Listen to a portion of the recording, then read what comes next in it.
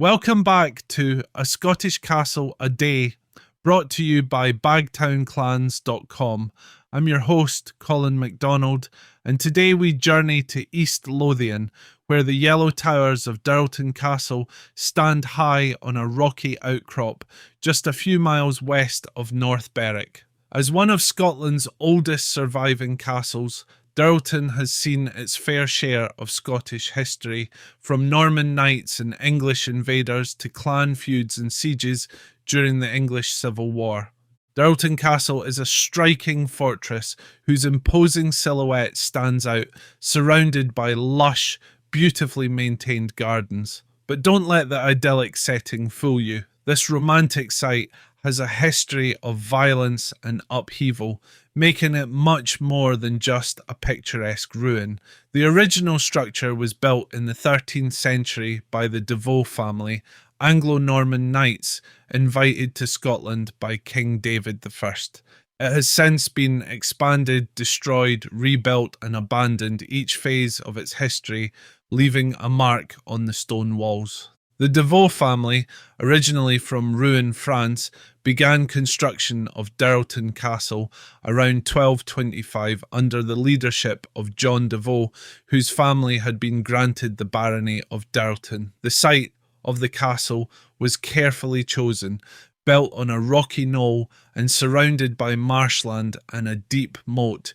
Dirleton's natural defences made it a formidable stronghold. The castle's original layout featured a series of round and square towers arranged around the site, their placement dictated by the natural contours of the rock. The most notable of these towers was the keep, still largely intact today, which offered both a defensive position and living quarters for the lord and his family.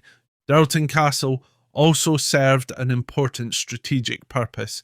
Perched on the agricultural lands of East Lothian, it guarded the coastal routes leading to Edinburgh from the south, making it a prime target during periods of conflict. And conflict there was, especially during the Wars of Scottish Independence.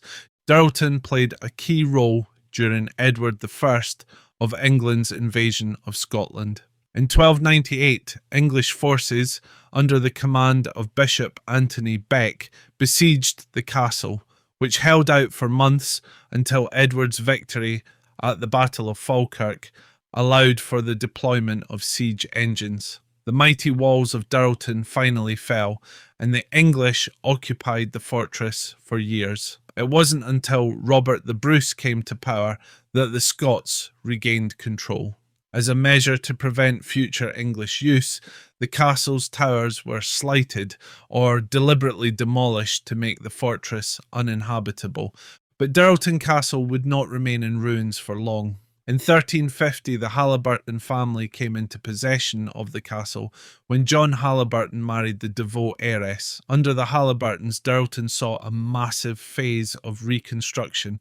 A new gatehouse, a great hall, and vaulted kitchens were added, using the stumps of the ruined 13th century towers as foundations.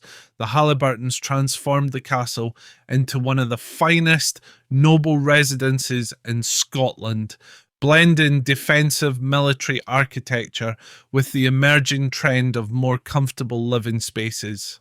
The next chapter in Dirleton's history came in the 16th century, when the castle passed to the Ruthven family. This period saw not just architectural but also landscape changes, as the Ruthvens added a walled garden outside the castle walls, one of the first of its kind in Scotland. The Ruthvens also constructed the Ruthven Range, a residential building that brought additional comfort to the inner courtyard. However, their time at Dirleton was marked by controversy, as the Ruthvens became embroiled in several political plots. The most notorious of these was the Gowrie conspiracy in 1600, in which John Ruthven, 3rd Earl of Gowrie, was accused of plotting to assassinate King James VI. Following the conspiracy, the Ruthvens were executed, and their lands, including Dirleton, were forfeited to the crown.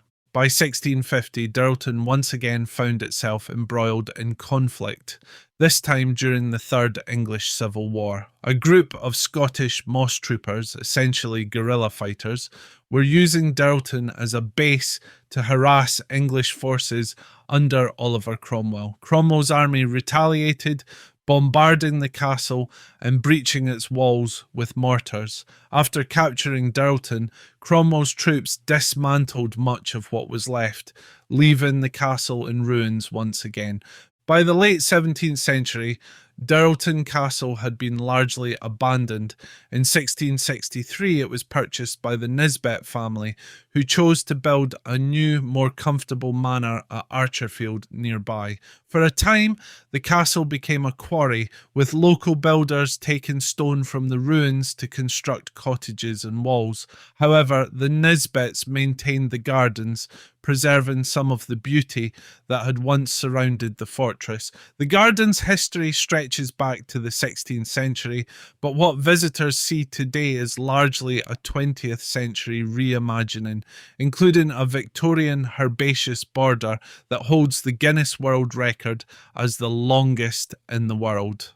In 1923, Dirleton Castle was placed into state care, and since then, Historic Environment Scotland has worked to maintain the ruins and the stunning gardens that surround them. Visitors today can explore the well-preserved dungeons, kitchens and gatehouse and imagine life in a medieval fortress that stood at the heart of some of Scotland's most tumultuous times. Whether you're interested in its military history, the romantic tales of the Ruthvens, or simply want to take in the breathtaking gardens, Dirleton Castle offers something for every visitor. Its yellow sandstone towers, standing tall against the lush greenery of East Lothian, are a reminder of the fortress's long and eventful history, a history that continues to captivate those who visit today.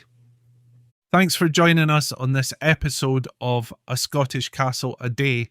Be sure to tune in next time when we'll explore another hidden gem in Scotland's long and storied landscape. I'm Colin MacDonald, and until then, Slán go foil.